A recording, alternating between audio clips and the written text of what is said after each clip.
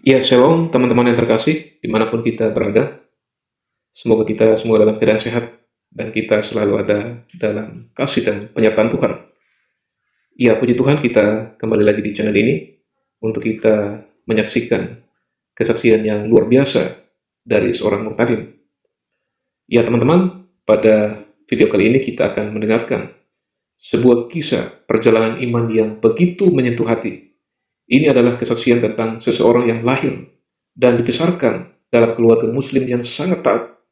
Sejak kecil ia dididik dengan disiplin dalam kehidupan beragama. Bahkan keluarganya dikenal sebagai pengasuh pondok pesantren yang dihormati banyak orang. Tidak pernah terlintas dalam pikirannya bahwa suatu hari akan mempertanyakan keyakinan yang telah diwariskan kepadanya sejak lahir. Namun di tengah pencarian akan kebenaran, berbagai pengalaman, pergumulan batin, dan pertanyaan yang terus muncul membawanya pada sebuah perjalanan yang mengubah hidupnya. Dalam kesaksiannya ini, dalam proses tersebut ia akhirnya memutuskan untuk percaya kepada Tuhan Yesus Kristus sebagai Tuhan dan Juru Selamatnya. Keputusan itu tentu bukan tanpa konsekuensi. Ia harus menghadapi penolakan, tekanan, bahkan kehilangan banyak hal yang berharga. Namun ia tetap bertahan karena meyakini jalan yang telah dipilihnya. Teman-teman yang terkasih, bagaimana perjalanan iman selengkapnya? Apa yang sebenarnya ia alami hingga mengambil keputusan besar dalam hidupnya? Maka dari itu mari kita sama-sama saksikan video ini sampai selesai. Kiranya melalui kesaksian ini boleh memberkati setiap kita, memberikan pengharapan, iman kita semakin dikuatkan, dan juga di-share video ini kepada keluarga, kawan, dan kenalan, sehingga mereka juga diberkati, dikuatkan. Mereka yang belum percaya Kristus, ketika mendengarkan kesaksian ini, mereka boleh mengambil keputusan dalam hidup mereka untuk percaya kepada Tuhan Yesus. Tanpa berlama-lama lagi, mari kita sama-sama saksikan video selengkapnya. Selamat menonton, Tuhan Yesus memberkati.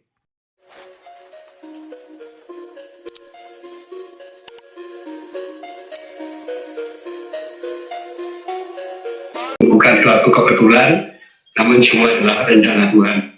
Kita tahu rencana Tuhan kami sakra, dan rencananya yang indah kami sakra dapatkan dalam kehidupan orang yang mengasihi Dia. Perkenalkan, nama saya Sutadi. Saya terlahir dari daerah Madura, mbak saya dari Sumeneb, tepatnya di Desa Torjun. Nah, saya lahir di Gonalegi, komunitas kami. Saya dibesarkan di Gonalegi saat kecil, jadi hari-hari keluarga kami berinteraksi dengan suku Jawa, sehingga kehidupan kami, terutama saya juga berbahasa Jawa, bergaul dengan teman-teman Jawa, dan sekolah juga SD di Jawa, sampai pada saat ini juga. Keluarga semua Muslim, bahkan keponakan saya, anak adik saya sudah menjadi ustadz. Dia punya pondok pesantren di Desa Pandansari, Poncokusumo, Kabupaten Malang. Dan paman saya juga pengasuh pondok pesantren di desa Pondok Mapati Kuluda. Beliau sudah dipanggil Tuhan, dan keluarga besar istri saya juga ada yang ngaji 2 orang. Anak pertama semua Muslim. Dari kecil saya tidak pernah punya cita-cita untuk menjadi orang Kristen, karena kami juga dididik di lingkungan Islam, dan kami juga mengaji di Langgar waktu kecil. Ketika sampai sekolah di SMA, keluar. Saya di sekolah di SMA Jalan Raya Kartini di Malang Kota. Ketika itu saya tidak kos, namun bertempat di pondok pesantren di Gedung Kandang. Kebetulan pengasuhnya dari Madura, masih ada hubungan famili, hubungan keranda dekat dengan ibu saya. Kemudian lulus SMA, saya tidak kuliah, tapi saya oleh orang tua disuruh untuk belajar agama Islam lebih lagi di pondok pesantren Ketapang Kepanjen, Kabupaten Malang. Setelah 2 tahun saya keluar, dan kehidupan di rumah sebagaimana biasa orang di desa. Jadi karena pergaulan, sehingga sekalipun kami taat melakukan ajaran-ajaran Islam, terutama sekali sholat 5 waktu, tapi kehidupan kami jauh dari kebenaran yang diharapkan oleh Tuhan. Kenapa? Karena kami hidup di dalam perjudian, jadi supaya sabun ayam, main kartu maupun dadu dan bahkan togel pada waktu itu sampai pada tahun 2003 baru selesai. Setiap kali saya merenungi nasib, bagaimana kalau saya tetap seperti ini? Apakah besok kalau Tuhan pada saatnya saya dipanggil Tuhan saya bisa selamat? Karena saya sadar bahkan akhir kehidupan orang itu yang dibutuhkan, kepentingan utama itu keselamatan. Jadi tujuan kami, keluarga kami, dan pada umumnya orang-orang Muslim adalah selamat di dunia maupun di akhiratnya nanti. Nah, saya sadar dengan kehidupan seperti itu, saya jauh dari keselamatan. Padahal sekalipun saya menyadari bahwa orang-orang di sekitar kami, di sekitar keluarga saya, sekalipun kehidupannya itu baik-baik, dia itu tekun melakukan ajaran agama, bahkan amal soleh dan sebagainya, itu tidak ada jaminan keselamatan. Lalu ditanya, apa besok Anda ketika dipanggil Tuhan akan mengalami keselamatan, artinya hidup di surga bersama Tuhan? Jawabannya belum tentu, masih mudah-mudahan atau insya Allah. Nah, untuk itulah saya berupaya mencari keselamatanku dengan sungguh-sungguh. Suatu ketika saya aktif di organisasi politik, terutama sekali pada waktu itu, mulai tahun 2001, saya mendirikan LSM. Nah, kebetulan ketuanya saya di Kabupaten Malang, LSM dari nasionalis religius, anggotanya terdiri dari masing-masing latar belakang yang berbeda. Ada yang dari Hindu, Islam, Buddha, Kristen, dan kebetulan salah satu dari wakil ketua saya itu orang Kristen, seorang hamba Tuhan, dan wakil sekretarisnya juga orang Kristen hamba Tuhan. Kemudian penasihatnya Bapak Kiai Haji Husin Butori dari pengasuh pondok pesantren Purworejo Gunardi, beliaunya sudah dipanggil Tuhan. Nah, di dalam pertemuan kami setiap kali kami mengadakan meeting, kebetulan kantornya di rumah saya. Setelah selesai meeting, kedua hamba Tuhan itu sharing tentang ketuhanan. Jadi sharing tentang kehidupan rohani. Saya juga waktu itu sempat debat, saya mempertahankan iman kami, iman di kehidupan yang lama. Nah, mereka juga punya argumentasi yang tepat sesuai dengan ajarannya mereka sendiri. Itu. Tapi nggak sampai timbul hal yang tidak diinginkan, kami sadar, kami sebatas sharing mencari kebenaran yang hakiki. Nah, suatu ketika saya itu sadar bagaimana akhir kehidupan saya nanti. Bahkan pernah terjadi ketika sabung ayam di kampung saya di desa, itu pada jam 6:30 malam, itu digeruduk sama polisi dari Polres Panje.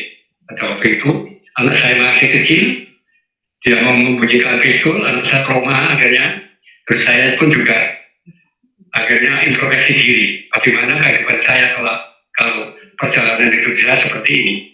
Jadi selama muda sampai punya anak itu saya nggak punya pekerjaan apa.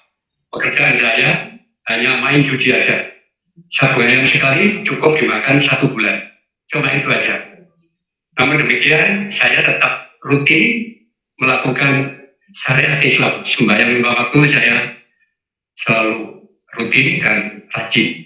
Itu anak-anak saya juga masuk di Langgar untuk belajar agama Islam di Langgar. Ada ustazah sendiri. Nah, kemudian suatu ketika saya punya niatan untuk mencari kebenaran yang hakiki. Karena ketika saya sholat 5 waktu, saya selalu bertanya kepada Tuhan, tunjukilah jalan yang lurus, ihdinas siratal mustaqim, tunjukilah jalan yang lurus. Ini menurut saya bisa kalimat pertanyaan yang butuh jawaban yang benar dan tepat. Karena pada setiap saya berdoa, selalu saya bertanya kepada Tuhan, Tuhan tunjukilah jalan yang lurus, tunjukkanlah jalan yang lurus. Akhirnya suatu ketika saya puasa 3 malam. Nah, pada saat malam hari dari terakhir itu antara kayak tidur ya tidak, saya duduk, kira-kira sekitar jam 1:30 malam, saya ada mendengar suara lembut sekali, tapi jelas saya dengar, akulah jalan yang kau cari, ikutlah aku. Kemudian saya bertanya, siapa engkau Tuhan? Cuma sekali itu. Tapi setelah saya mendengar suara itu, hati saya itu merasa tentram, damai, sukacita. Padahal kebiasaannya itu saya emosionalnya tinggi, maklum karena latar belakang orang-orang di jalanan, di medan judi. Setelah mendengar suara itu, setelah saya berpuasa paginya, saya merasa sukacita, damai. Kemudian saya bertemu dengan teman saya yang menyampaikan tentang siapa Yesus itu. Saya bertanya, akhirnya saya diajak ke Batu, bertemu kepada seorang yang dulu asalnya dari Muslim, menerima Tuhan Yesus. Beliaunya ini seorang hamba Tuhan di diaspora. Kemudian pada waktu itu dijelaskan tentang keselamatan di dalam Yesus. Karena firman Tuhan katakan menurut beliaunya itu di bawah kolom langit ini tidak ada seorang pun nama, satu pun nama yang diberikan pada manusia itu selamat kecuali nama Dia, Yesus Kristus. Jadi nama yang dia jadikan, jaminan keselamatan yang dia jadikan itu bukan insya Allah atau moga-moga, tapi pasti adanya. Karena yang berkata Yesus sendiri, Tuhan Yesus sendiri yang menyampaikan. Pada waktu itu dengan pergumulan yang penuh, karena apa? Keselamatan di keyakinan saya yang lama itu banyak jenjangnya, bertahap. Pertama kita harus melakukan amal soleh, perbuatan baik dan sebagainya. Setelah saya mati, saya untuk mendapatkan keselamatan hidup di surga itu harus melalui hisab dulu, ditimbang amal baik, amal jahatnya itu ditimbang. Kalau banyak amal jahatnya, dosanya langsung ke neraka. Cuman setelah ditimbang amal baiknya lebih baik, lebih berat, tapi akhirnya bisa ke surga. Itu pun masih menunggu tahapan. Tahapan bagaimana? Harus melalui jembatan Shiratal Mustaqim. Nah, menurut kepercayaan kami yang kami dapat dari guru kami ketika kami di Keyakinan Lama, jembatan Shiratal Mustaqim itu rambut dibelah 7 harus bisa melewati. Nah, ini saya pikir suatu kemustahilan dan tidak mungkin, apalagi bagi saya yang latar belakangnya seperti itu, orang jalanan, main kartu, sabung ayam, tadi semua saya katakan, merokok, bahkan sesekali minum minuman keras. Saya tidak akan bisa. Dan akan ditimbang pasti dosa saya akan lebih berat. Tapi di dalam Yesus yang beliau sampaikan kepada saya pada waktu itu, yang bilang Tuhan sendiri, karena begitu besar kasih Allah kepada dunia, sehingga dia mengaruniakan anaknya yang tunggal, supaya setiap orang yang percaya kepadanya tidak binasa, melainkan beroleh hidup yang kekal. Nah, kenapa saya tidak percaya? Karena yang menyampaikan, yang bilang itu Tuhan Yesus sendiri. Sebagai contoh, ketika saya masih kecil, andaikan saya anak satu-satunya anak tunggal, ketika bapak saya masih hidup, bapak saya pesan, nah, ketika nanti bapak sudah meninggal dipanggil Tuhan, barang-barang yang ada di rumah ini, apa itu tanah segalanya, milik bapak itu yang punya kamu, karena kamu ahli waris bapak. Itu sangat percaya. Kenapa? Karena yang ngomong bapak saya sendiri. Apalagi yang bicara seperti itu Tuhan yang menjamin keselamatan. Akhirnya dengan pergumulan yang penuh waktu itu sangat berat, pada waktu itu saya putuskan, ya Tuhan Yesus, saya terima Engkau sebagai Tuhan dan Selamat saya secara pribadi.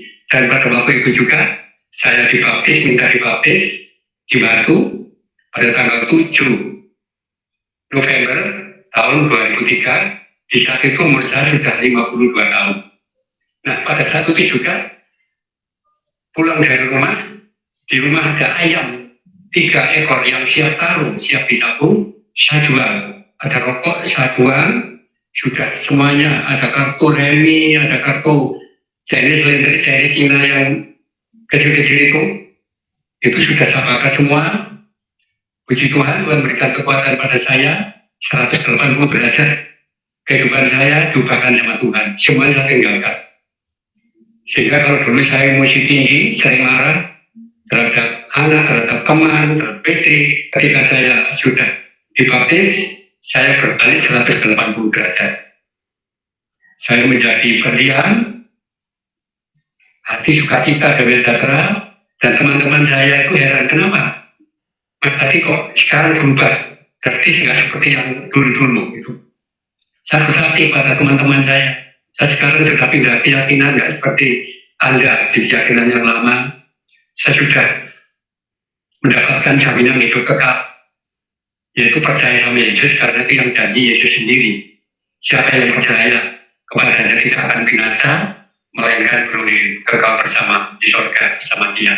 Karena saya sadar di keyakinan lama ketika orang mati ada pengumuman baik di masjid maupun di musola, inna lillahi wa inna ilaihi raji'un. Kita itu asalnya dari Allah, kembali kepada Allah. Nah, dengan kehidupan yang seperti itu, nggak mungkin kalau saya tidak pindah keyakinan masih tetap di keyakinan lama untuk mendapat keselamatan. Itu bahkan sama sekali tidak akan selamat. Jangan mencari keselamatan. Sebab kehidupan di dunia itu seperti itu. Pertimbangan dengan dosa, saya menyadari seorang berdosa yang sangat luar biasa, dosanya tidak mungkin ada ditimbang kita. Yang jelas, dosa saya akan lebih berat daripada amal baik saya. Nah, di dalam keyakinan yang baru ini, perbuatan baik, amal soleh dan sebagainya, ini bukan bertujuan untuk menjadi keselamatan surga, lain dengan keyakinan yang dulu. Kalau kita berbuat baik, amal soleh, dengan bertujuan mencari keselamatan atau kehidupan surgawi bersama Tuhan. Tapi masih insya Allah, sekalipun kita itu melakukan amal soleh yang sangat luar biasa, perbuatan baik, tapi masih insya Allah belum tentu ada kepastian. Karena apa? Karena melalui tahapan-tahapan, yaitu timbangan atau hisab, dan melalui jembatan Siratal Mustaqim seperti tadi saya ceritakan. Nah, di dalam Yesus kita berbuat baik, amal dan sebagainya itu merupakan ucapan syukur kita. Orang sudah percaya kepadanya karena sudah diberikan jaminan keselamatan oleh Tuhan. Jadi jaminan yang pasti. Andaikan kita kerja bakti, orang kerja bakti kan nggak butuh bayaran, Pak. Kita karena kita berterima kasih kepada pemerintah dan negara, sehingga kita kerja bakti di lingkungan di mana kita tinggal. Jadi tidak perlu upah. Tapi kalau kita bekerja, kami mengharapkan uang untuk anak istri, kebutuhan anak istri. Nah, itu bedanya. Jadi perbuatan baik dan amal soleh yang dilakukan oleh umat percaya, oleh orang pengikut Yesus, itu merupakan ucapan syukur kita pada Tuhan. Kenapa? Karena kita sudah mendapat jaminan kehidupan surga. Nah, kehidupan itu apa bisa gagal? Bisa. Gagalnya keselamatan ini bukan dari pihak Tuhan sendiri, namun dari pihak kita. Kenapa? Ketika kita percaya Yesus, kita dibaptis pada waktu itu kita dibaptis langsung mati, pasti kita memperoleh jaminan keselamatan bersama Tuhan. Tapi kalau kita masih hidup di dunia menjalani kehidupan, sehingga kita harus melakukan keselamatan itu dengan cepat dan gentar. Sebagaimana Tuhan katakan, kerjakanlah keselamatanmu dengan takut dan gentar. Istilah saya di keyakinan yang lama, amar ma'ruf nahi mungkar. Jadi melakukan berbuat baik, amal soleh, dan meninggalkan kejahatan atau dosa yang sudah diperintahkan oleh Tuhan, itu melarang. Tuhan melarang untuk melakukan. Jadi amar ma'ruf nahi mungkar. Amar ma'ruf yang saya lakukan pada saat ini karena saya bersyukur kepada Tuhan Yesus atas jaminan keselamatan yang Tuhan berikan. Nah, keselamatan Tuhan berikan tidak hanya kita hanya yakin dan percaya saja, tapi kita harus melakukan. Itu. Tuhan katakan iman tanpa perbuatan untuk dilakukan, iman itu sia-sia, mati, nggak ada artinya. Itu. Jadi banyak orang-orang percaya, orang Kristen sekarang yang percaya sama Tuhan Yesus, dia yakin bahwa Yesus adalah Tuhan dan selamat secara pribadi. Namun dia tidak melakukan. Itu. Makanya agama tidak menyelamatkan. Apa itu Kristen, Islam, Hindu, Buddha dan sebagainya. Yang menyelamatkan itu adalah kasih karunia Tuhan sendiri, anugerah Tuhan. Jadi bukan perbuatan baik dan bukan karena kita beragama. Itu bedanya di keyakinan saya yang sekarang ini. Jadi puji Tuhan, Tuhan Yesus sangat mengasihi saya. Nah, 1 minggu setelah saya percaya Yesus dan dibaptis, saya menyampaikan penginjilan pada bersaksi pada teman-teman di kampung saya, teman-teman sesama botoh ayam, main jadu dan main judi. Pada bulan pertama, saya dikirim 1 jiwa yang bertobat. Teman saya menerima Tuhan sampai sekarang, sampai saat ini, istrinya, anak-anaknya juga masih tekun di dalam Tuhan dan beribadah sesuai dengan keyakinan kami. Dan kemudian setiap bulan Tuhan selalu kirim. Saya suka cita. Jadi kalau saya bersaksi, menyampaikan kabar baik pada teman-teman saya orang lain, bukan saya itu kristenisasi, mengajak mereka untuk ikut Kristen, mengkristen tidak. Karena saya merasa bahwa kehidupan saya sudah Tuhan ubahkan. Saya mengalami Tuhan sendiri. Tuhan sudah ubahkan kehidupan saya. Kehidupan yang gelap, kehidupan yang bergelimang di dalam dosa. Sehingga saya merasa syukur dan terima kasih. Sebagaimana Tuhan katakan, saya disuruh menyampaikan kabar baik kepada teman-teman yang belum menerima jaminan keselamatan dengan pasti. Itu Tuhan amanatkan kepada saya. Dan bahkan semua pengikut Tuhan sendiri, sebagaimana di dalam Matius 28 ayat 19, pergilah kunjung bumi, jadikan semua bangsa muridku, baptislah dalam nama Bapa, Putra dan Roh Kudus, kemudian ajarlah untuk melakukan perintah Tuhan. Nah, saat ini menyampaikan itu berbagi sukacita ini pada teman-teman saya. Saya selalu bertanya, Anda seandainya nanti dipanggil Tuhan sama Bapak, juga pasti menulis jaminan keselamatan yang hidup surga. Belum tentu, insya Allah. Tapi Tuhan Yesus mendapatkan jaminan yang pasti. Jaminan yang tidak sia-sia, tidak pernah tinggali. Karena dari Tuhan itu ya dan amin. Jadi yang dijanjikan oleh Tuhan sendiri itu pasti tidak akan pernah gagal. Nah, yang bisa mendapatkan nanti saya katakan dari kita sendiri, dari pribadi kita sendiri. Itu. Kalau kita tidak taat selama perjalanan sambil menunggu kedatangan Tuhan, itu akhirnya kita juga akan binasa. Karena semua orang berbuat dosa, itu maut itu mati. Kalau mati pisahnya tubuh dengan jiwa kita, tetapi kalau maut itu kehidupan di neraka kekal. Jadi istilah di dalam kami di dalam Kristen ini tidak ada istilah bahwa kita di neraka itu 10 tahun, 20 tahun, bahkan 50 tahun setelah menjalani kehidupan di neraka, kemudian bisa berlari ke surga. Tidak demikian. Karena apa? Karena kehidupan di akhirat itu abadi, kekal selamanya. Jadi begitu kita itu di neraka, selamanya tetap di neraka, tidak akan pindah ke surga. Apalagi contohnya di kehidupan dunia ini memang beda. Orang dunia mengatakan banyak jalan menuju ke rumah. Jadi saudara saya, keluarga saya, teman-teman yang mengatakan banyak jalan menuju ke rumah. Artinya kalau kita ke surga bisa melalui Islam, Kristen, Buddha, dan Hindu dan sebagainya, agama yang disahkan di Indonesia. Itu di kehidupan dunia ini, contohnya ke Surabaya bisa lewat Bangil, Malang, bisa lewat Bojonegoro. Tapi kalau kehidupan di akhirat, kehidupan di kemudian hari setelah kita dipanggil Tuhan, itu jalan menuju ke Tuhan itu cuma satu. Sebenarnya Tuhan Yesus katakan di dalam Yohanes 14:6, akulah jalan dan kebenaran itu, tidak ada seorang pun yang datang kepada Bapa tanpa melalui aku. Itu yang bilang Tuhan sendiri. Jadi Tuhan itu bukan penunjuk jalan. Tuhan Yesus itu jalan, dialah jalan, dia kebenaran. Jadi kalau kita mencari kebenaran yang hakiki, sejatinya kebenaran yang hakiki itu adalah Yesus itu. Dia itu Siratal Mustaqim. Nah, di Siratal Mustaqim sebagaimana saya pernah baca di dalam Al-Quran di surah Al-Jurub ayat 61 ayat terakhir disebutkan bahwa Isa itu jalan yang lurus.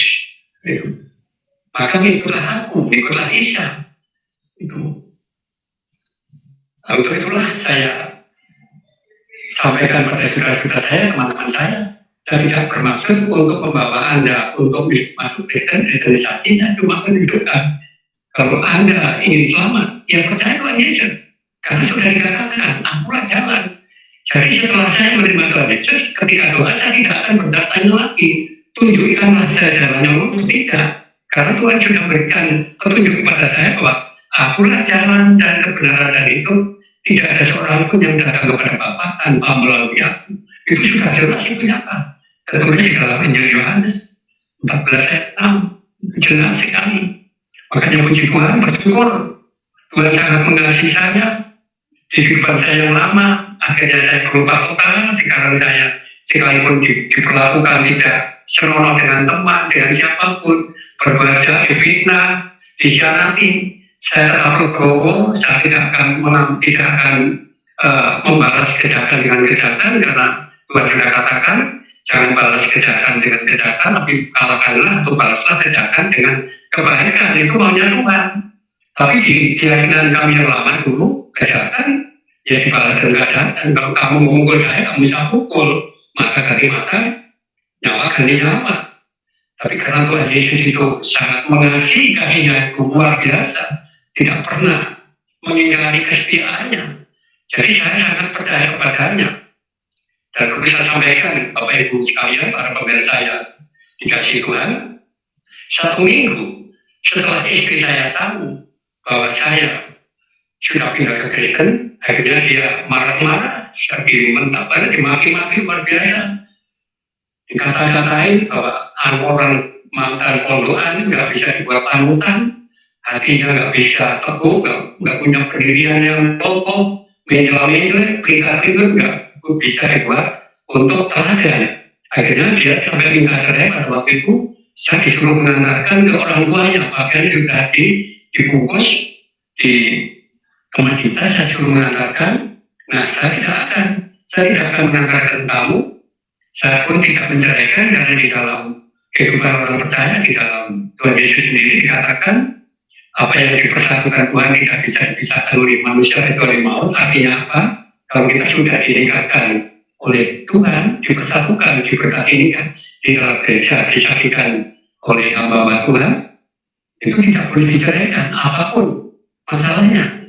Jadi kawin sekali untuk selamanya sampai mati, tidak boleh cerai. Itu saya ngomong sama istri saya tidak minta kamu untuk ikut Tuhan Yesus seperti saya tidak maksa. Saya tidak bisa menjamin keselamatan kamu, dan sebaliknya kamu tidak bisa menjamin keselamatan saya, termasuk bapak saya, orang tua, bahkan guru ngaji saya tidak bisa menjamin. Sedangkan mereka juga nggak bisa menjamin keselamatan saya, belum tentu, atau masih insya Allah, apalagi menjamin keselamatan orang. Jelas nggak bisa. Dan saya tidak akan maksa kamu, minta kamu untuk mengikuti Tuhan Yesus seperti saya. Cuma yang saya minta, kamu nggak usah minta cerai. Cuma kalau kamu mau pulang ke rumah mertua, rumah bapakmu, silakan. Kamu berangkat sendiri, saya tidak akan mengantar. Akhirnya, karena saya ke rumah SD, ada yang nikah, dia akhirnya nggak jadi pergi. Selama 3 hari, dia nggak tunggu saya, nggak mau masakan saya, sama saya sendiri. Kalau lapar, saya beli di warung, saya bikin kopi sendiri, dan sebagainya. Sampai 3 hari 3 malam, dia nggak tunggu siapa. Gitu. Akhirnya pada hari terakhir, kira-kira jam 12:30, dia itu merintih, katanya perutnya sakit luar biasa, kayak ditusuk sama jarum gitu. Mau minta tolong saya nggak bisa, karena dia itu nggak tegur sama saya, istilah jawabannya satu. Jadi dia cuma sama sendiri, ya Allah sembuhkan saya, ya Allah. Mau minta tolong anak saya masih kecil-kecil. Akhirnya terus saya sampai hari udah istri saya itu, saya ngomong sakit hati, kamu mau saya doakan? Kalau kamu mendoakan, kamu percaya Tuhan Yesus bisa menyembuhkan, pasti kamu sembuh, kan, insya Allah. Dia nggak mau jawab, dia diam. Nah, dengan diamnya itu, seakan dia percaya, dia mau. Akhirnya, dengan sepanjang saya, satu bangan di perutnya, Tuhan Yesus, tolong. Istri saya pada saat ini sakit perut, nyatakan kuasamu, tunjukkan mujizatmu Tuhan, pada saat ini juga, agar istri saya sembuh, bahkan istri saya percaya bahwa adalah Tuhan yang layak disembah, dan Tuhan yang selamatnya secara pribadi dalam nama Tuhan Yesus, amin. Setelah itu beberapa menit kemudian dia tidak sambat, dia tidak berteriak sakit lagi. Akhirnya beberapa menit kemudian dia tertidur, sampai pagi dia bangun, terus dia sembuh, tidak pernah sakit perut sampai pada saat ini, dia tidak pernah sakit perut. Puji nama Tuhan. Jadi mujizat pertama Tuhan sampaikan sudah kerjakan di dalam keluarga saya. Nah, pada hari keempat dia itu pagi-pagi dia bangun, dia bikinkan kopi, berjadikan masak, masih malu-malu kucing berikutnya sama saya itu. Waktu itu saya antar sekolah anak saya di Gunung Bukit. Nah, 1 bulan kemudian keluarga saya tahu, akhirnya keluarga saya, adik-adik saya semuanya bersidang, menganggap saya itu kafir, nyalain dibunuh, memalukan keluarga. Akhirnya saya dikasih opsi dua pilihan, bagaimana, apa tetap ikut agama yang sekarang, ikut Yesus, atau kembali, kalau nggak mau kembali pada keyakinan yang lama, tetap keyakinan yang baru, saya jika sudah nggak diakui saudara. Tuh. Nah, kemudian telepon rumah saya diteror sama orang-orang tetangga saya, orang satu desa di mana saya tinggal. Saya ditelepon, juga istri saya ditelepon malam hari, kalau tidak kembali kepada keyakinan lama, dikasih waktu 1 bulan, rumah akan dibakar, akan didemo oleh orang-orang kampung. Nah, saya pikir daripada saya nanti rumah dibakar dan sebagainya, apa akhirnya saya punya rumah, punya segala sesuatu, tapi pada akhirnya tidak ada jaminan keselamatan. Lebih baik saya mikir, sudah akhirnya saya keluar desa, saya tinggalkan desa di mana saya tinggal selama 50 tahun, 52 tahun, saya keluar desa. Waktu itu saya tinggal di Konaki, kebetulan di sekolah anak saya, dan saya dipercaya sebagai ketua komite SD di sekolah anak saya. Itu ada ruangan kosong bekas kantor yang tidak dipakai, akhirnya suruh nempati sama kepala sekolah. Saya masih itu belum sampai 1 tahun, akhirnya beliau dan guru-guru yang lain tahu bahwa saya itu Kristen. Akhirnya saya disuruh keluar dengan dia bilang bahwa kantornya ini mau dibuat perpustakaan. Akhirnya saya harus keluar dari tempat itu. Akhirnya saya pindah rumah lagi, kontrak. Setelah kontrak juga begitu, dan sampai lama juga yang bersangkutan punya rumah saya tahu kalau saya di dalam Tuhan Yesus, saya tidak beda keyakinan. Akhirnya saya secara nggak terang-terangan ya, saya disuruh pindah lagi karena mau ditempati keluarganya, mungkin dan sebagainya, sampai pindah beberapa kali. Kemudian tahun 2008 saya dari Tuhan dibuang di desa Mendalamwangi, Kecamatan Magir. Jadi masih satu Kabupaten Malang, sampai hari ini saya tinggal di desa Mendalamwangi, Kecamatan Magir. Nah, di sini masyarakatnya itu sangat toleran, karena di sini juga ada rumah orang Hindu, orang Katolik, juga ada orang Kristen, beberapa orang, tapi sangat minoritas sekali, termasuk saya. Jadi mulai 2008 sampai pada hari ini saya tinggal di Magir. Nah, selama itu juga anak saya setelah umur 12 tahun, saya ajak sekolah minggu, mulai kecil, akhirnya 12 tahun keduanya dibaptis. Selalu di gereja, saya bergereja di GPI Diaspora Malang yang digembalakan oleh Bapak Pendeta Sudi Dharma. Beliau juga dari latar belakang Madura, dari keluarga Muslim, sama-sama dengan saya itu sampai hari ini. Dan pelayanan saya setiap hari sebagai evangelis, saya bersaksi menyampaikan kabar baik pada saudara-saudara, teman-teman saya yang belum mengenal Tuhan, belum memperoleh jaminan keselamatan. Bukan bermaksud saya kristenisasi, karena sebagaimana diketahui Islam dan Kristen itu adalah agama dakwah, agama samawi. Dari keduanya itu melakukan dakwah, bukan berarti itu mengkristenkan atau mengislamkan, tidak. Jadi menyampaikan kabar baik pada orang-orang yang di luar keyakinan mereka. Itu. Nah, perlu diketahui juga, kita sadar bahwa kedua agama ini bahkan di penjuru dunia yang sangat riskan timbul gesekan-gesekan antara agama saya yang sekarang dengan keyakinan yang dulu. Kenapa demikian? Karena mereka menganggap bahwa keyakinan Kristen itu musyrik, orang Kristen dianggap musyrik, murtad, kafir. Kenapa kafir? Karena dianggap orang Kristen ada yang mengatakan menyembah salib, ada yang menyembah manusia, Tuhan yang beranak dan beranakan. Itu menurut saya itu hanya kesalahpahaman. Jadi iman kami Kristen itu disalahpahami mereka. Kenapa? Karena mereka memahami iman kami Kristen itu dengan perspektif Al-Quran yang tak bisa nyambung. Demikian juga memahami keislaman dengan karakteristik Alkitab juga nggak bisa ketemu. Itu. Makanya kalau ingin mempelajari tentang kekristenan harus belajar dari Alkitab. Baik perjanjian lama maupun perjanjian baru, Alkitab itu firman Tuhan. Gitu. Juga saya katakan pada saudara saya, kenapa sampai menganggap saya kafir? Karena saya dianggap menyembah Yesus. Yesus itu anak Allah. Nah, anak Allah yang mereka sampaikan, mereka nggak ngerti dia Tuhan itu benar-benar punya anak. Orang awam pun sangat mengetahui bahwa tidak mungkin Tuhan punya anak, tidak mungkin. Karena Tuhan itu bukan makhluk, Tuhan itu pencipta. Karena di dunia itu ada dua, makhluk dan khalik. Makhluk itu sang pencipta, dia yang awal dan yang akhir, sedangkan makhluk itu ciptaan, itu sementara kehidupannya. Jadi cuma ada dua, makhluk dan khalik. Khalik itu Tuhan yang esa. Ketika Tuhan menciptakan makhluk, menciptakan bumi langit dan seisinya, dia cuma berkata, jadilah apa yang dikehendaki itu. Tuhan yang bisa menciptakan bumi langit, bintang, dan cuma mengatakan jadi cuma berfirman. Jadi kami juga percaya, ketika Tuhan Allah menghendaki segala sesuatu, dia cuma berkata, kun, fayakun. Innama amru idza arada syai'an ayaqul lahu kun fayakun. Itu di dalam surat Yasin ayat 82. Ketika Tuhan menghendaki segala sesuatu, dia cuma berfirman. Firman Allah, firman Tuhan itu yang turun ke dunia, yang lahir atau muncul ke dunia menjadi manusia melalui Maryam. Kalau di dalam Islam Maryam, padahal kalau di keyakinannya lama, firman Allah yang muncul ke dunia menjadi Al-Quran, menjadi muska melalui Muhammad. Itu padanya seperti itu.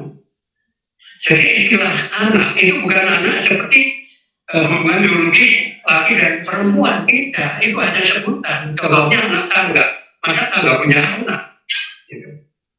Jadi hanya sebutan. Karena keluarnya dari Allah. Nah, firman Tuhan yang keluar dari mulut Allah. Jadi yang menciptakan langit bumi dan seisinya itu Tuhan hanya berfirman. Jadi firman Tuhan itu ya Allah sendiri. Itu. Mereka juga mengatakan juga saya bahwa Tuhan orang Kristen tiga. Sebab pengertian mereka, sebagaimana ajaran mereka, Tuhan yang tiga di dalam ajaran mereka itu adalah Allah, Maryam, ibunya Yesus, dan Yesus sendiri anak. Itu sangat berbeda sekali. Trinitas atau Tritunggal di dalam keyakinan kami, di dalam kekristenan itu antara Bapa, Putra, dan Roh Kudus. Jadi ketiganya itu satu, bisa dibedakan, tetapi tidak bisa dipisahkan. Jadi ketiganya itu yang awal dan yang akhir. Itu. Jadi yang awal dan yang akhir, Alfa dan Omega, tidak bisa dipisahkan, tapi bisa dibedakan. Hakikatnya cuma satu, tapi pada intinya bisa dibedakan dengan tiga, yaitu Allah atau Tuhan, firman Tuhan yang menjadi manusia Yesus itu, dan Roh Allah. Roh Allah itu Roh Tuhan. Sedangkan di dalam keyakinan dulu dari katakan bahwa Isa binti Maryam itu ya Roh Allah, ya firman Allah. Firman itu ya kalimat Allah. Roh Allah ya Roh Allah. Rohnya Allah tidak bisa dipisahkan. Cuma saya tanya, selalu pertanyaan, dulu mana Allah dengan firman Allah? Kalau dijawab dulu Allah, berarti bahwa suatu ketika Allah pernah tidak bisa berfirman, tidak punya firman, alias Allah itu bisu. Ya, kalau dijawab duluan firman, lah firmannya siapa? Ya firmannya Allah, makanya Allah dengan firman. Tuhan dengan firman tidak bisa dipisahkan. Demikian juga dengan Roh. Kalau ditanyakan, dulu mana Tuhan atau Allah dengan Roh Allah? Kalau dijawab dengan duluan Allah, berarti suatu ketika Allah pernah tidak punya roh alias mati, almarhum. Tapi kalau dijawab dengan duluan rohnya siapa? Yang jelas rohnya Tuhan. Nah makanya antara Allah, roh Allah dan firman Allah tidak bisa dipisahkan.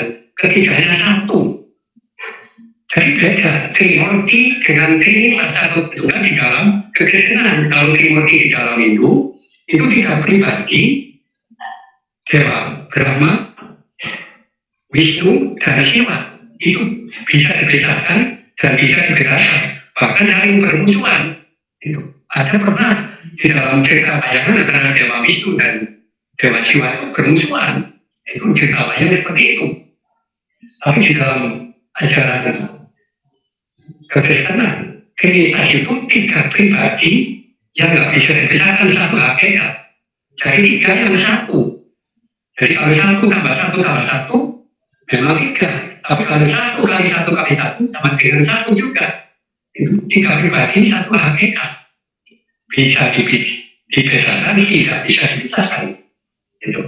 Sekalipun pengertian seperti itu, Bapak Ibu dan saudara sekalian, kalau tidak dipilih Tuhan, tidak akan percaya.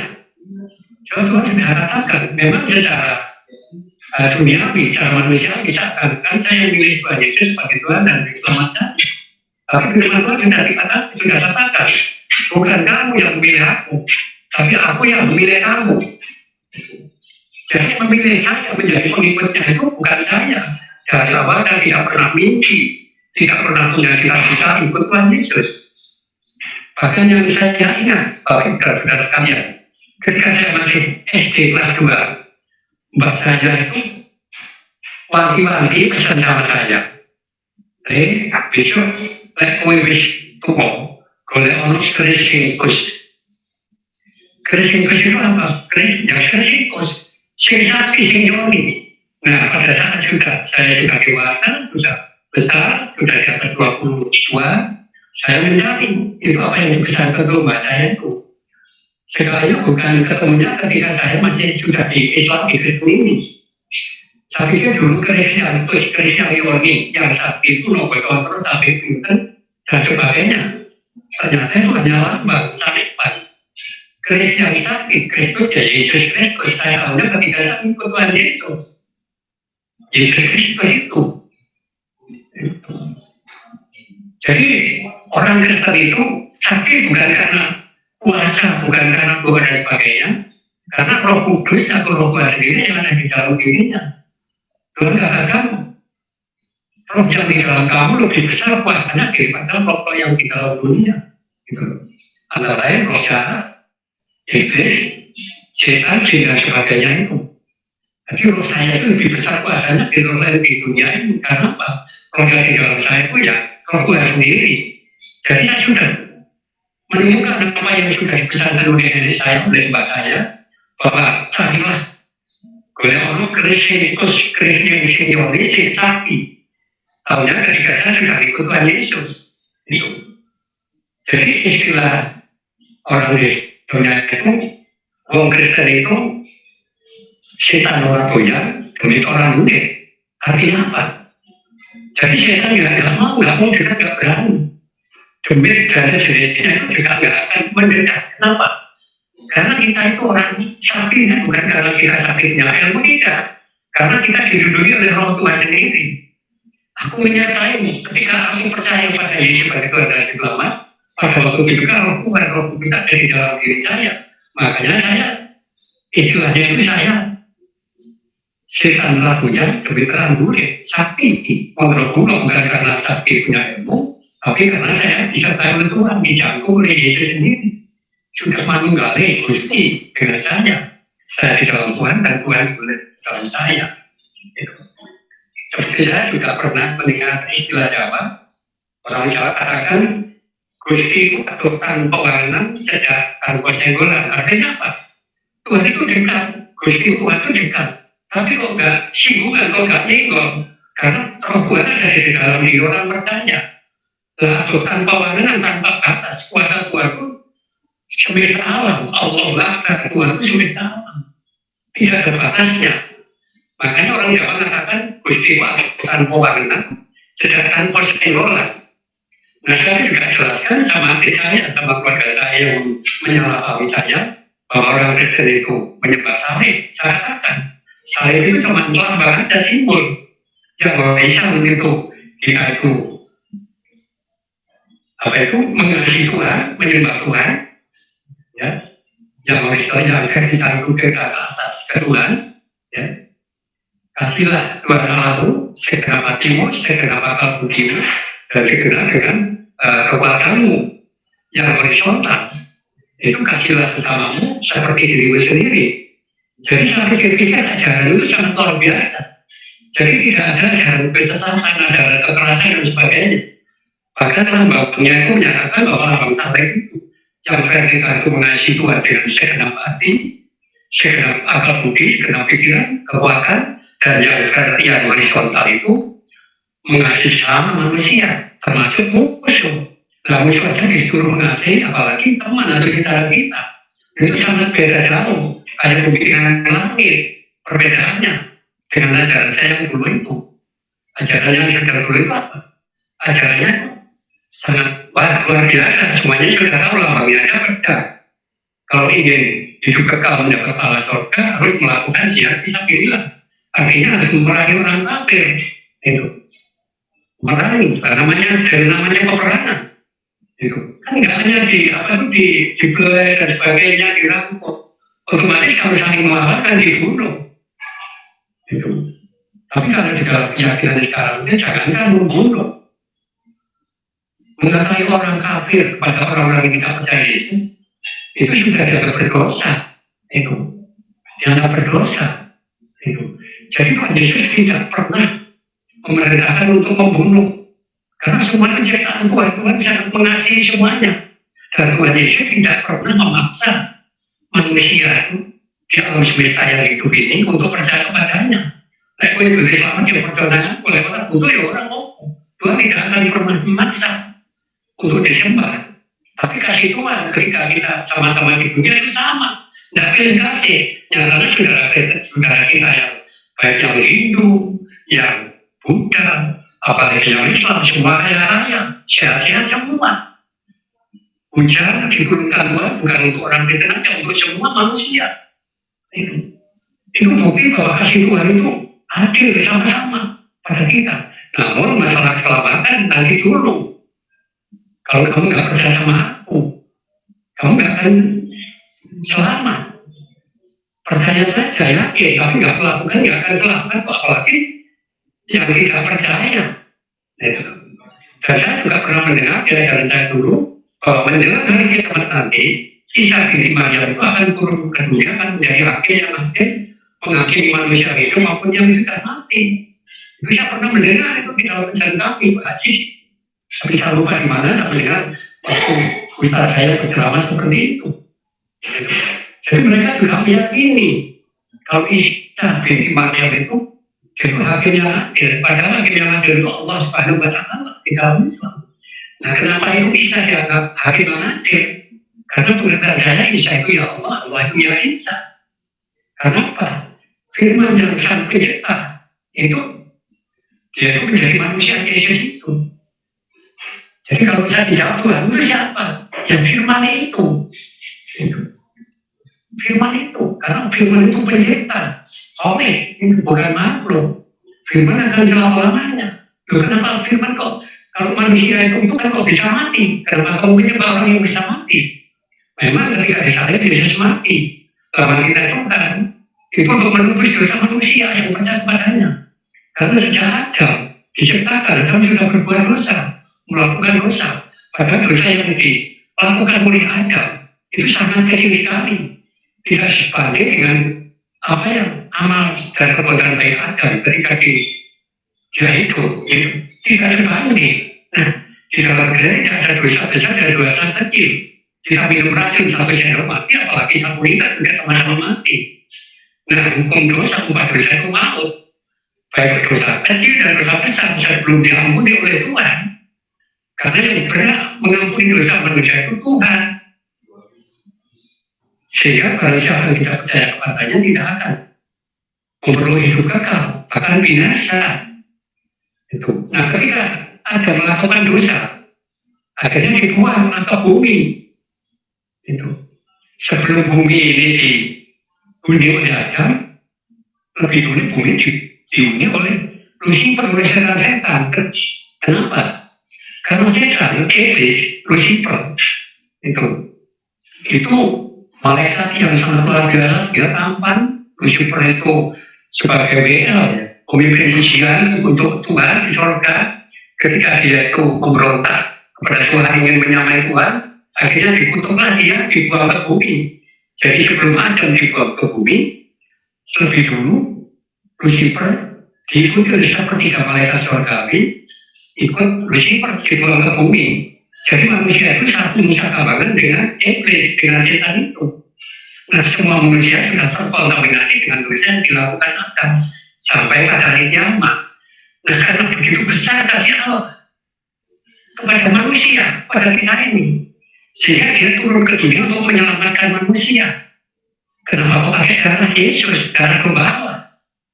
Di dalam Perjanjian Lama itu disebutkan bahwa menyembelih korban satu binatang korban itu untuk penebusan dosa satu orang. 1 tahun berikutnya kita harus menyembelih korban, menumpahkan darah.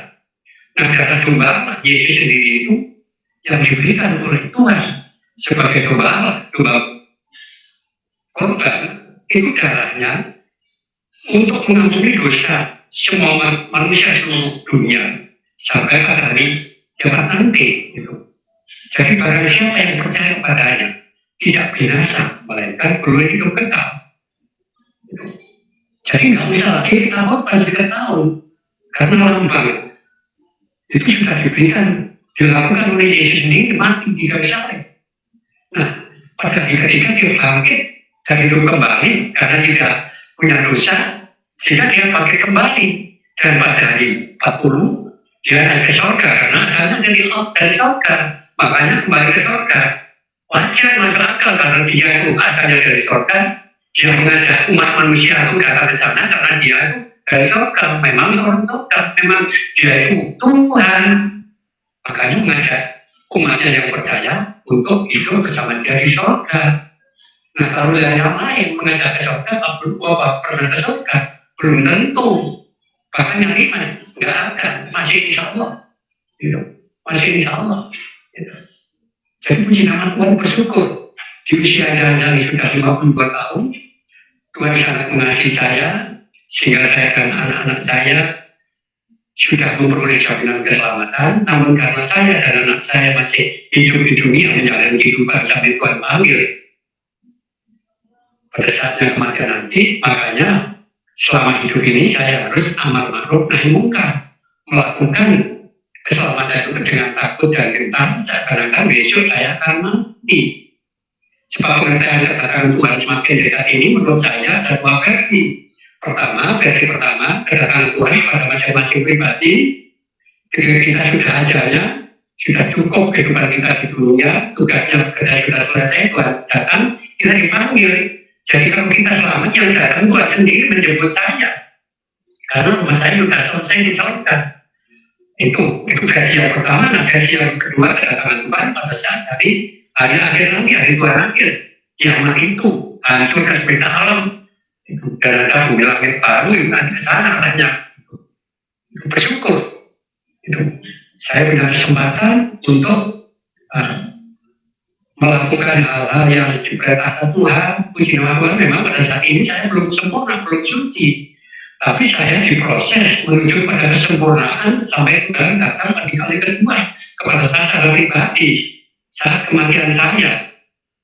Bahkan ada istilah, saya mengambil, meminjam istilah wakil gembala saya, Bapak Angga.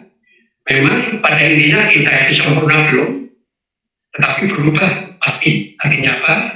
Kita memang belum sempurna, tapi hari demi hari kita harus diubah menjadi kesempurnaan, berubah menuju pada kesempurnaan sebagaimana Tuhan kehendaki. Yang penting ada kemauan, memang untuk berubah drastis dari kehidupan yang kelam pada kehidupan yang lebih baik yang Tuhan kehendaki, itu tidak semudah yang diharapkan, tidak semudah kembali ke lapak kanan, harus melalui proses. Ya memang ada, yang spontanitas, tidak ada, itu terserah Tuhan. Tapi mengikut Tuhan kita harus melalui proses dulu. Tuhan katakan, pikulah salibmu setiap hari, pikulah salibmu setiap hari, dan ikutlah aku. Artinya apa? Kita harus mengalami penderitaan sebagaimana yang telah dialami oleh Yesus itu sendiri. Itu menderita bukan kita menderita di dunia ini selamanya, tidak. Ini suatu ujian bagi saya sebagai orang percaya. Saya diuji, sebab saya tahu ketika kehidupan Anda, saya baca kita Perjanjian Lama, ketika Ayub diuji oleh Tuhan, padahal Ayub itu seorang manusia soleh, dia seorang raya segalanya luar biasa, tapi Tuhan diuji oleh Tuhan melalui iblis itu. Sampai-sampai istrinya itu mengatakan dulu mengetuki sama Tuhan, diberikan penyakit oleh desa, anaknya mati semuanya, hartanya udah semuanya habis, tapi si Ayub tetap bertekun di dalam penderitaannya. Dia tahu itu Tuhan di saya.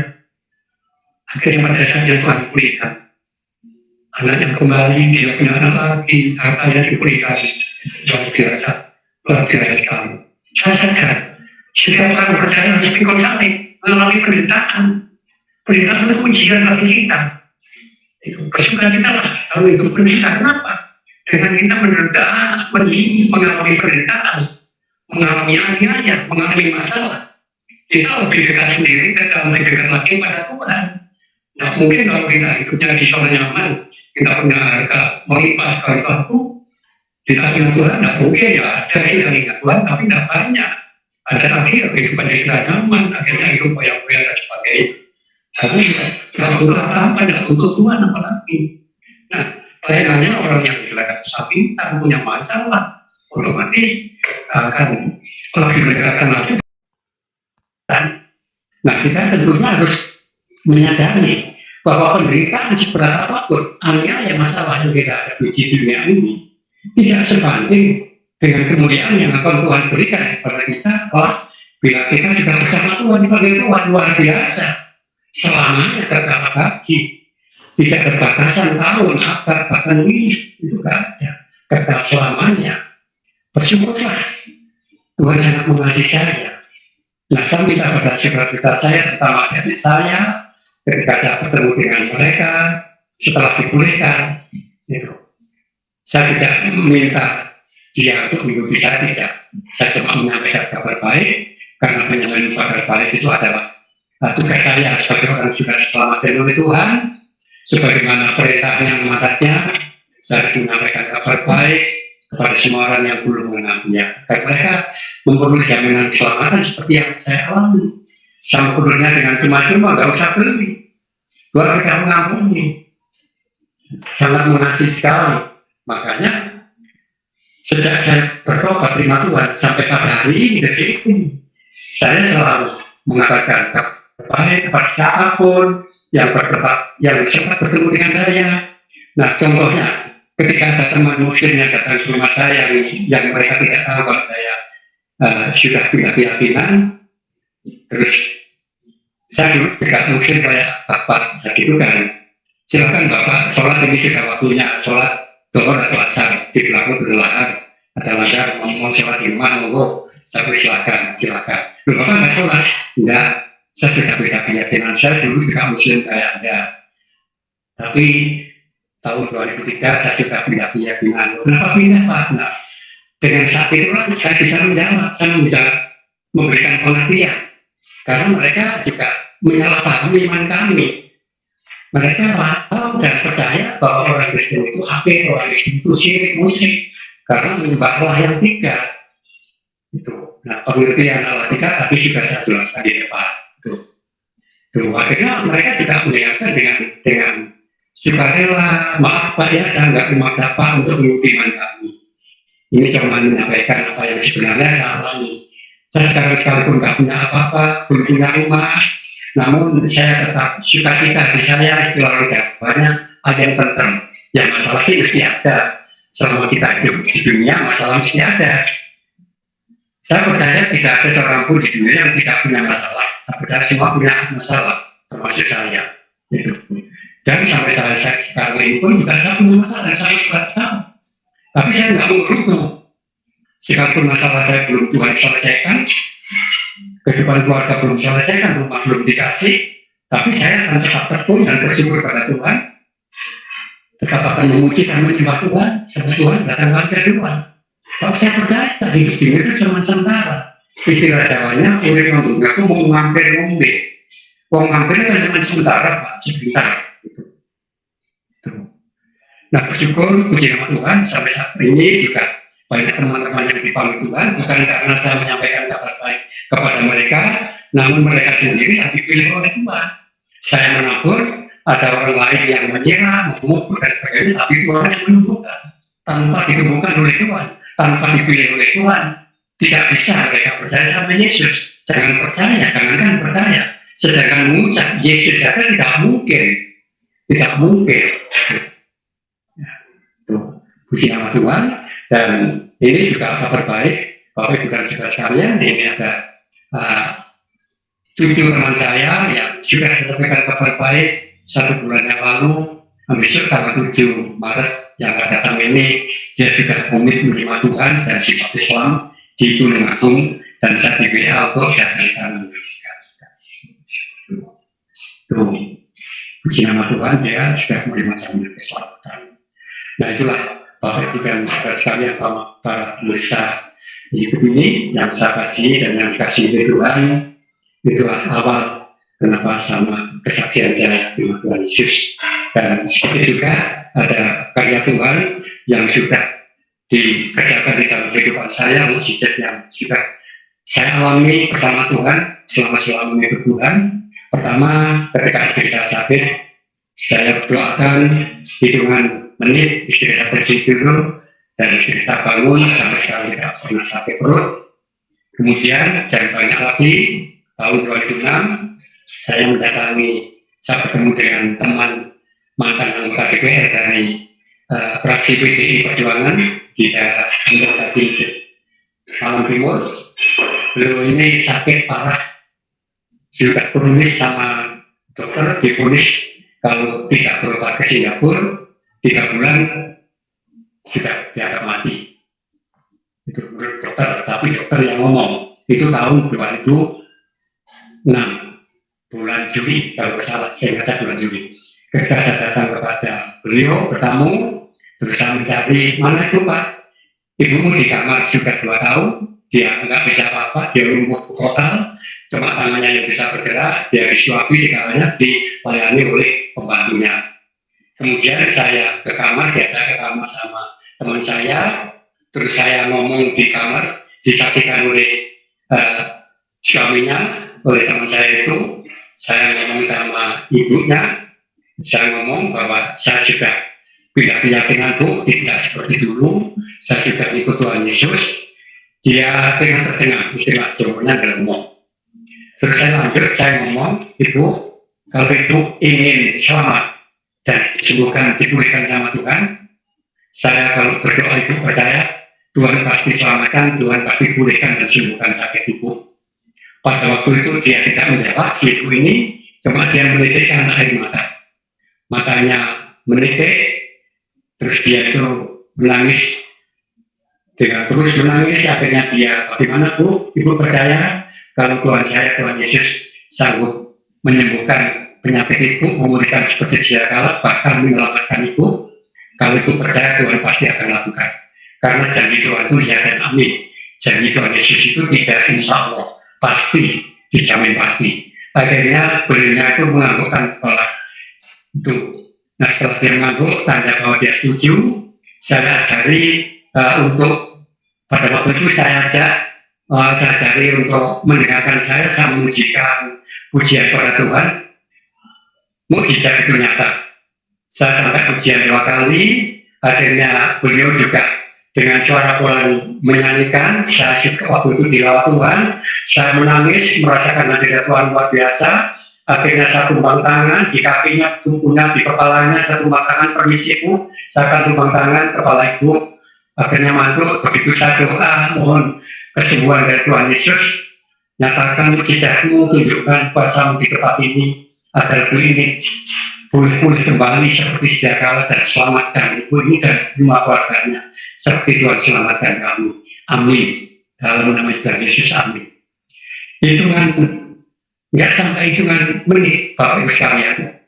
Ibu ini langsung bangkit dari tidurnya, jadi duduk di depan, kemudian kakinya dijatuhkan ke lantai, menyentuh lantai beberapa detik, kemudian berdiri, saksikan dengan suaminya, akhirnya berjalan. Itu tahun 2006, bulan 7, bulan Juli itu 2006. Sukacita luar biasa, dan sampai sekarang ibu ini sembuh. Nah, kemudian karena pada waktu itu hari Jumat, saya waktu pertama kali bertemu dengan teman saya itu, dia itu duduk di depan pintu, dia ngomong pada waktu itu bahwa hari Jumat lagi, waktu itu istilah Jawa hari Jumat lagi, saya tadi malam minta Tuhan agar minta mati diberikan mati. Kenapa? Sakit gak sembuh-sembuh, sudah beberapa tahun, dokter sudah menulis 3 bulan, mau ke Singapura, jual tanah belum laku, akhirnya saya datang. Nah, pada waktu itu saya tidak mendoakan teman saya yang laki-laki itu. Saya ngomong hari Jumat itu, Pak, saya hari Senin ke sini, karena hari Minggu saya ke gereja, saya bisa ke sini hari Senin sama istri saya. Itu karena minggunya saya ke gereja. Nah, setelah hari Minggunya Bapak Ibu sekalian, saya tidak ada tugas apa-apa. Setelah ibadah saya pulang, akhirnya saya ngajak 2 teman saya para hamba Tuhan untuk datang ke rumah beliau itu. Ya, antara lain teman saya yang di komunitas waktu di LSM hamba Tuhan itu, namanya Pak Suryadi. Saya ajak untuk rumah beliau kaget ketika saya datang hari Minggu. Loh, hari Minggu saya datang, katanya hari Senin. Saya katakan, Pak, kalau kemarin saya ngomong hari Senin karena Minggu ke gereja. Nah, setelah nggak ada jadwal, nggak ada tugas lain, nggak ada kesibukan, akhirnya saya kesini dengan Pak Suryadi. Nah, terus dia bercerita pada saat dia itu duduk tidur di depan pintu minta Tuhan agar diberikan kematian. Pada jam 2 malam, kira-kira jam 2 malam, dia mendengarkan suara entenono telung dinokas. Jadi tunggu 3 hari lagi. Nah, akhirnya dia itu punya keyakinan, masa 3 hari lagi saya mau mati. Sampai pada hari Sabtu itu, ada saudaranya yang meninggal, dia tidak berani kunjung, tidak mau melayat. Istilahnya dia ke orang mati tetangganya, karena takut kalau mati di tengah jalan. Setelah mendengar suara, tunggu 3 hari lagi. Nah, kemudian setelah saya datang pada hari ketiga, dia menjelaskan, oh sekalinya yang datang tunggu 3 hari lagi itu sampean. Jadi dia mengartikan tombol tekon rolungo. Terus dia minta doa pada saya, suruh mendoakan. Terus saya tanya, apa sampai percaya kalau Tuhan Yesus mampu atau sanggup memulihkan kesehatan, menyembuhkan sakit Anda, bahkan menyelamatkan Anda? Percaya. Dia percaya karena ada bukti istrinya 3 hari yang lalu sudah ada mujizat, dan ada mujizat sembuh. Nah, dia yang diponis 3 bulan oleh dokter mati. Pada itu akhirnya dia minta didoakan. Kemudian saya ngomong sama beliaunya, Pak, apa sampai punya pusaka jimat-jimat, boleh saya minta? Akhirnya dia tunjukkan ada keris ada 2, terus di temboknya itu ada lukisan kereta bencana, Ratu Kidul, Ratu Pantai Selatan, itu dilukis di dalam di dalam cocoran semen sama pasir, itu sambil saya cobakan berjimat-jimat tumbal-tumbal. Pintu-pintu sambil ini saya dia boleh persilakan. Yang penting saya sembuh dan saya selamat. Oke Pak, saya bakar di situ dengan teman saya itu hamba Tuhan. Setelah saya bakar, kami berdoa bersama. Setelah berdoa mengatakan amin, wajahnya cerah, bicaranya teman saya itu bisa jelas, tidak lirik, tidak pelan, bicaranya nyaring, wajahnya itu ceria, saya ada sukacita. Saya berterima kasih, kemudian saya pamit Tuhan. Beberapa hari kemudian, seminggu kemudian, saya berkunjung bersama teman saya, 2 orang, satu juga hamba Tuhan, sebagai pendoa di gereja saya, Pak Wiono dan almarhum Pak Jabur. Bahkan Pak Wiono ini ketika melihat ibu ini bertanya, Pak, tapi ibu yang sudah disembuhkan oleh Tuhan itu mana? Ya Pak yang mengantarkan minuman itu. kopi atau teh itu yang disembuhkan itu total sembuh. Jadi bukan suratan itu, karya Tuhan luar biasa, tanpa obat, tanpa minum apa-apa, tanpa jampi-jampi, tanpa bunga dan segalanya. Nah, puji nama Tuhan, Pak Ismail juga disembuhkan. Jadi rasa sakit yang di parunya, sesak napas, pada waktu itu saya datang hari Minggu, seminggu kemudian dipulih dan disembuhkan. Nah, akhirnya sebulan kemudian ketemu saya, dia menghubungi saya, akhirnya dia komit untuk percaya sama Tuhan Yesus dan minta dibaptis. Akhirnya kedua beliau itu dibaptis di GBI Diaspora Malang. Puji nama Tuhan, pada waktu itu oleh dokter dipunis 3 bulan, kira-kira bulan 10 juta, mati menurut dokter karena penyakitnya itu nggak berobat ke Singapura, tapi dikasih bonus, dia itu baru mati dipanggil Tuhan bulan Agustus tahun 2015. Jadi bonusnya itu sekitar 6 tahun. Itu luar biasa kasih Tuhan terhadap umatnya yang percaya, luar biasa. Dan Louis Manu sekarang juga masih setia ikut Tuhan, itu sampai sekarang masih hidup, Bapak sekalian. Dan saya juga berdoa agar Bupis dan anak cucunya juga Tuhan selamatkan, karena firman Tuhan katakan satu orang bertobat, satu keluarga Tuhan akan selamatkan. Itu firman Tuhan seperti itu. Nah, contohnya ketika saya bertobat, saya sendiri pada waktu itu. Nah, beberapa bulan kemudian akhirnya anak saya juga bertobat firman Tuhan. Nah, istri saya yang sudah menolak Tuhan Yesus, sudah tidak percaya pada saya, dia itu kagum heran melihat perubahan saya. Kalau sebelum saya menerima Tuhan Yesus, saya masih keras, masih berdiri sama dan sebagainya. Tapi setelah saya menerima Tuhan, kehidupan saya diubahkan, saya sabar, saya tidak emosional dan sebagainya. Akhirnya lambat laun, suatu ketika 1 tahun kemudian, dia minta saya untuk ikut ke gereja, minta diajak ke gereja. Maaf, saya tidak memaksa kamu, tidak meminta kamu, itu kesadaranku sendiri. Kalau kamu minta untuk ikut ke gereja, silakan, ayo ke gereja. Nah, setelah ke gereja itu pada bulan pertama, pada minggu pertama, itu di situ ada paduan suara. Ketika melihat paduan suara, istri saya ngomong sama saya, ingin bagaimana apa bisa mengikuti paduan suara kayak ibu itu ingin seperti itu. Oh bisa, akhirnya saya ngomong sama hamba Tuhan yang mereka mendapati saya, istrinya, kebetulan beliau juga ikut paduan suara. Saya bilang sama beliau itu, apa bisa ikut latihan paduan suara? Oh bisa Pak, kalau ikut hari itu bisa ikut latihan di gereja. Nah kemudian hari itu keadaan hujan, ketika mau ikut paduan suara mau berangkat ke gereja itu nanti ke Malang, ada hujan, akhirnya nggak jadi.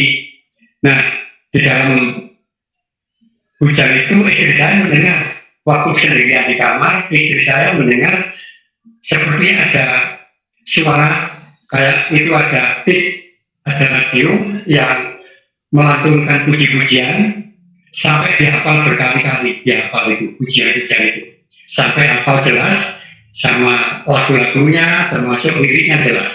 Ketika minggu berikutnya ke gereja, ketika latihan paduan suara pertama kali, teman-temannya heran, kenapa? Loh, Bu Tati kok sudah hafal lagu ini? Siapa yang ngajari? Akhirnya saya ngomong, saya mendengar suara waktu saya nggak jadi latihan karena hujan, saya di rumah di kamar mendengar seperti ada radio atau waktu itu kaset yang disetel, lagunya lagu ini, lagu yang dipujikan pada latihan pertama kali itu sama. Istri saya hafal baik liriknya maupun lagunya. Itu juga kalau nggak campur tangan Tuhan, kalau nggak kudus yang mengajari tidak mungkin. Istri saya nggak pernah mendengarkan itu. Akhirnya istri saya juga dibaptis, puji nama Tuhan. Akhirnya satu digenapi firman Tuhan bahwa satu bertobat, satu keluarga akan diselamatkan, itu digenapi dalam kehidupan keluarga saya. Itu nyata firman Tuhan itu ya dan angin, dan firmannya tidak akan kembali dengan sia-sia. Namun kepada adik saya dan teman-teman saya, sekalipun saya sampaikan kabar baik, istilah Jawa itu sampai mulu, tapi kalau dia tidak dipilih oleh Tuhan, tidak akan bisa percaya sama Yesus. Dan kita tahu bahwa hidup itu pilihan. Tuhan sudah menyampaikan bahwa pilihan kepada kita. Aku hadapkan pilihan kepadamu yaitu untuk dan berkat. Nah kita mestinya punya hikmat, milih yang itu atau berkat. Kalau orang yang berhikmat mesti pilih berkat. Apalagi jaminan yang dijanjikan oleh Tuhan Yesus itu tidak semu, tidak akan pernah baca. Sepanjang kita akan tetap tekun mengikuti Dia, kita tetap amar ma'ruf nahi munkar, melakukan keselamatan itu sampai Tuhan panggil kali kedua dengan takut dan gentar. Ikut Tuhan, saya katakan pada nama saya. Kalau kamu ikut Tuhan nggak serius, asal-asalan nggak ada artinya, lebih baik nggak ikut. Tuas kesal dan nggak ada artinya. Makanya saya katakan pada saudara kita, dan saya iman, marilah kita ikut Tuhan itu dengan sungguh-sungguh, dengan takut dan gentar, kita kerjakan keselamatan itu. Kenapa? Tadi saya katakan bahwa agama tidak menyelamatkan termasuk Kristen. Karena banyak dijumpai di lapangan di mana saya melayani Tuhan, di mana saya berinteraksi dengan teman-teman mereka yang lain. Itu dijumpai bahwa orang KTP-nya Kristen, minggu ke gereja, dia juga baca firman, tapi kehidupannya tidak banyak beda dengan kehidupan orang itu tidak mengakukan karakternya seperti dulu, nggak ditinggalkan. Itu namanya tidak lahir baru. Padahal Tuhan sudah katakan, ketika Tuhan bertemu dengan Nikodemus, kamu tidak akan selamat kalau kamu tidak lahir kembali. Apa lahir dari rahim ibu, berarti sudah bisa beda. Lahir kembali artinya karakter kita. Ketika kita disuamkan, kita dikuburkan bersama Yesus, ketika Yesus mati, ketika kita bangkit dari kematian, kita bangkit dari air, pada saat itu karakter kita, dosa-dosa kita, karakter lama, perilaku tinggal lalu kita tinggal, kita kuburkan. Nah, begitu kita keluar dari air, kita sudah hidup baru, karakter kita sudah Tuhan bahkan menjadi karakter yang baru, mungkin bisa spontanitas dan bisa bertahan. Puji nama Tuhan, pada waktu itu Tuhan berikan kekuatan kepada saya, dan saya lupakan 180 derajat pada waktu itu juga. Namun ada juga, bahkan yang sampai sekarang, Kristen mulai kecil, Kristen cilik murah karena keluarganya Kristen, KTP-nya Kristen, tapi tidak lahir baru, karakternya masih karakternya lama, masih mau minum yang keras, bahkan berjudi, berkelahi, ngakali kancane, dan sebagainya, termasuk merokok. Lu apa merokok dilarang Tuhan? Memang di dalam Alkitab tidak ada Tuhan melarang merokok. Tuh. Tapi Tuhan katakan, tidak tahukah bahwa tubuhmu itu baikku, rumahku, rumah Tuhan. Makanya harus kita jaga tubuh ini jangan sampai rusak, jangan sampai sakit. Itu. Tuhan itu suci, surga itu suci. Makanya tubuh kita harus kita kuduskan, kita sucikan. Apa kita sudah suci? Belum. Kita belum suci, tapi kita diproses menuju kepada kesucian. Namun kita harus berjaga-jaga agar kehidupan kita itu tetap kudus, suci. Karena kekristenan itu prinsip hidup orang Kristen adalah kekudusan, kesucian itu. Itu prinsip tunggal yang harus kita pegang. Tapi saya katakan suci atau sempurna belum, tapi berupa pasti. Itu istilah yang disampaikan oleh wakil gembala saya. Itu seperti itu, saya pinjam. Gitu. Makanya saya katakan pada saudara saya, kalau sudah Kristen belum tentu sekalipun kamu Kristen memang janji Tuhan ya alami. Tapi kalau nggak melakukan, nggak amar ma'ruf nahi munkar, nggak mengerjakan keselamatan itu akan sia-sia adanya. Iman tanpa dilakukan sia-sia adanya, iman itu akan mati. Percuma ikut Kristus kalau nggak serius dan sungguh-sungguh. Gitu. Itulah Bapak Ibu dan saudara sekalian, kesaksian dan mukjizat-mukjizat yang Tuhan nyatakan kepada saya, dan banyak hal lagi yang saya ceritakan, kalau saya ceritakan nggak cukup waktu beberapa jam, itu karena banyak sekali yang saya alami, saya mengalami Tuhan. Memang untuk kita bisa berubah, kita harus mengalami perjumpaan dengan Tuhan sendiri. Memang pada awalnya saya mengerti bahwa Yesus itu Tuhan dari teman, dari orang-orang lain. Tapi sekarang saya sudah mengalami sendiri, bahwa Tuhan itulah yang luar biasa, yang layak disembah, mengalami Tuhan. Sehingga hidup saya diubahkan seperti ini. Terus terang masalah pekerjaan Bapak Ibu sekalian. Karena pekerjaannya setelah saya mengenal Tuhan Yesus, saya hidup di dalam pengangguran. Yang dulu itu saya menjadi setelah nganggur, saya kan butuh makan. Akhirnya saya minta Tuhan, mohon saya dikasih pekerjaan Tuhan. Kalau saya nggak bekerja, saya nggak bisa makan. Akhirnya Tuhan kasih hikmat, istri saya mengusulkan untuk buat saya kedelai.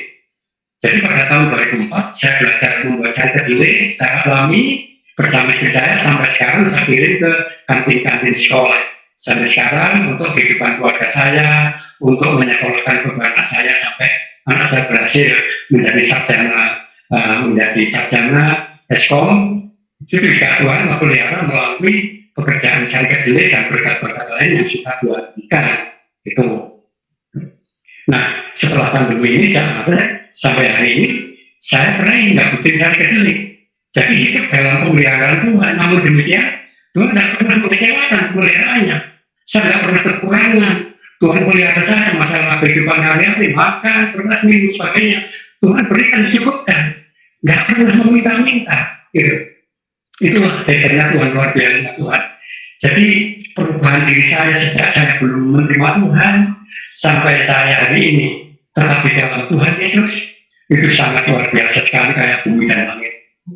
Dan perlu diketahui bahwa ajaran yang dulu dengan ajaran sekarang sangat-sangat berbeda. Tuhan Yesus sangat mengasihi, sangat kesetiaannya tidak pernah mengingkari. Sekalipun kedapatan saya atau umatnya tidak setia, melakukan pelanggaran, namun kesetiaan Tuhan Yesus tetap dilakukan kepada kita. Dia menunggu pertobatan umatnya yang berdosa sampai kapan? Tidak akan terlambat. Nah, kesempatan kita untuk mencari keselamatan ketika masih hidup di dunia ini, carilah keselamatan itu. Janganlah sia-siakan hidup ini, karena hidup itu cuma sementara. Hidup itu mampir-mumpi, sekejap ini terus, katanya orang Jawa. Sekejap mata. Nah, itulah. Dan apakah tidak ada tantangan? Ya, itu tantangan yang saya sampaikan. Bapak Ibu nasihat kalian. Pertama, saya diusir dari orang kampung, dianggap orang lain sama keluarga, tapi 1 tahun kemudian sudah dipulihkan. Bahkan keponakan saya yang sejak saya bertobat sampai hari kemarin tidak pernah bertemu saya karena saya dianggap kafir, dianggap pemalakan keluarga. Akhirnya tanggal 10 Februari kemarin Tuhan pertemukan di salah satu acara selamatan 7 harinya keponakan mantan selamatan 7 hari adik ipar saya yang meninggal di Bonati, ketemu di sana. Ada kemudian saya dipulihkan, saya minta maaf, dia juga minta maaf, pulang. Jadi juga nggak ada apa-apa. Lakum dihukum waliyadin, untuk agamamu, untuk agamaku. Jadi antara kami tetap kita bersahabat, bersaudara. Masalah keyakinan itu urusan pribadi dengan Tuhan. Kita masing-masing berbeda. Namanya aja berbeda, apalagi keyakinan. Itu yang menjadi kepercayaan kami masing-masing. Tapi kami tetap doakan agar keluarga kami, saudara kami, keluarga besar kami, teman-teman kami bisa diselamatkan mereka seperti Tuhan selamatkan saya sebelum ajal menyebut mereka. Itulah doa kami Bapak Ibu sekalian. Makanya sampai saat ini saya tidak jemu-jemu menyampaikan kabar baik melalui online karena ini saja pandemi PSBB dan sekalian. Bahkan sesekali saya juga diminta tolong untuk berdoa kepada teman-teman dan saudara-saudara yang sedang sakit. Bahkan pernah sekali yang ada orang muslim yang datang ke rumah saya karena diguna-guna orang, dia sudah pergi kepada ustaz, kepada kiai, dukun dan sebagainya. Akhirnya habis jual banyak, nggak sembuh-sembuh. Terus sama temannya dikasih tahu, ayo ikut saya minta bantu doa pada teman saya punya teman ustaz, dia di keluarganya dia mau. Setelah saya jelaskan bahwa saya bukan ustaz, saya orang biasa, saya yang percaya Tuhan Yesus. Kalau ibu percaya Bapak Yesus, Tuhan Yesus harus memulihkan, menyembuhkan ibu pasti sembuh, tidak akan gagal. Jadi Tuhan itu ya dan amin, tidak insya Allah. Akhirnya itu karena ibu ini butuh kesembuhan, butuh keselamatan, akhirnya dia minta saya mendoakan. Satu tangan, saya minta izin, puji nama Tuhan. 3 hari kemudian dia datang kembali ke rumah saya, dia mengucapkan syukur bahwa dia sudah disembuhkan oleh Tuhan. Itulah salah satu dari mukjizat yang Tuhan sudah lakukan di dalam kehidupan saya selama saya ikut Tuhan Yesus. Terima kasih. Ya, puji Tuhan. Itulah akhir dari kesaksian yang telah kita dengarkan bersama. Setiap perjalanan iman adalah pengalaman pribadi seseorang. Kiranya kesaksian ini mendorong kita semua untuk semakin rindu mencari Tuhan dengan hati yang tulus, membuka diri untuk mengenalnya lebih dalam, serta hidup seturut kehendaknya. Firman Tuhan berkata dalam Yeremia 29 ayat 13, "Apabila kamu mencari aku, kamu akan menemukan aku. Apabila kamu menanyakan aku dengan segenap hati." Tuhan Yesus juga berkata dalam Yohanes 14 ayat 6, "Akulah jalan dan kebenaran dan hidup. Tidak ada seorang pun yang datang kepada Bapa kalau tidak melalui aku." Dan di dalam 2 Korintus pasal 5 ayat 17 tertulis, "Jadi siapa yang ada di dalam Kristus, ia adalah ciptaan baru. Yang lama sudah berlalu, sesungguhnya yang baru sudah datang." Kiranya firman Tuhan ini menguatkan setiap kita untuk terus berjalan bersama Kristus dan hidup dalam kasih serta kebenarannya.